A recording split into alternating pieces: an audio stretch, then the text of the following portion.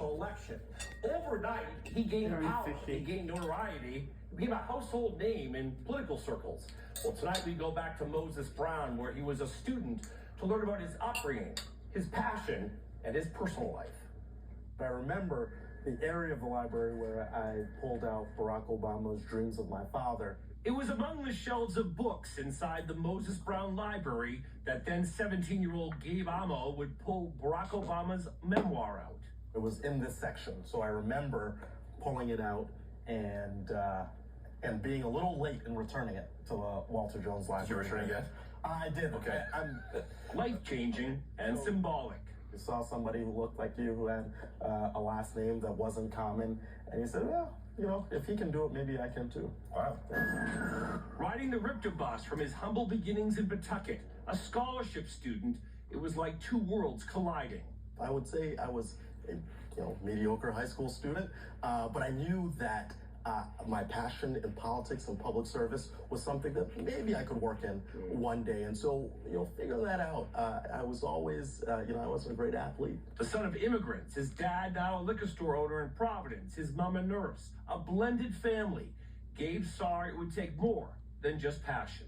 From Wheaton College, then Oxford, to the White House, serving for one of his mentors, Barack Obama. Then under Rhode Island Governor Gina Raimondo, and back to the White House in the Biden administration.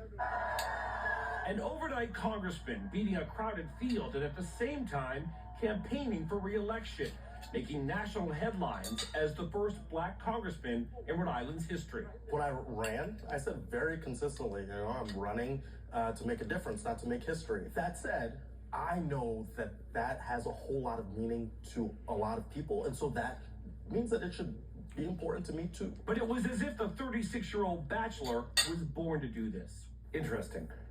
Somebody had said to me once, he's always on. He's a new politician, but he's always acts like a politician. I don't know if that's a compliment or not. How would you react to that? Well, look, I will say that I am very thoughtful about what comes out of my mouth. I'm hopeful that when people see me, they still see the kid who hopped on Ripta. They still see someone who shows up to his dad's liquor store on a weeknight to help out. That they see someone who is genuine, has beginnings that will resonate with part of their lives, and really just wants to do a good job. One thing you don't like about yourself.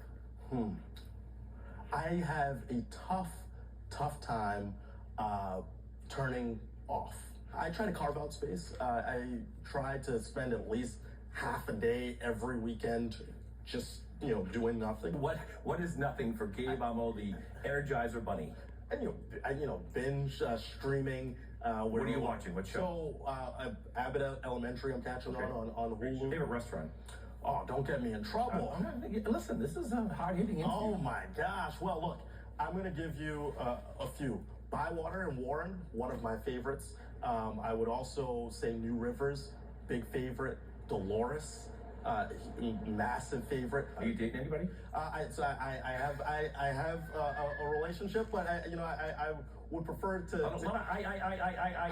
would prefer to keep that. You have a relationship. Okay, that's good. That's private, And that is about the only part of his life he keeps private. When you come back to campus like this, I know it's changed, but what's the memories that brings you?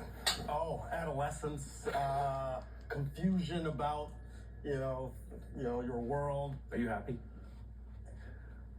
Yes, I am. The kid from Pawtucket, now a congressman, and all the while humble. What's it like now to be called Congressman Amo? I think it's weird. it's like I insist on people calling me Gabe.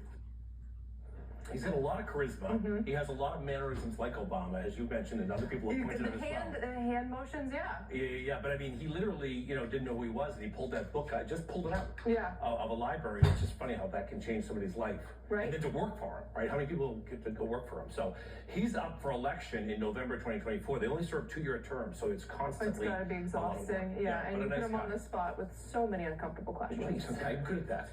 All right. You are.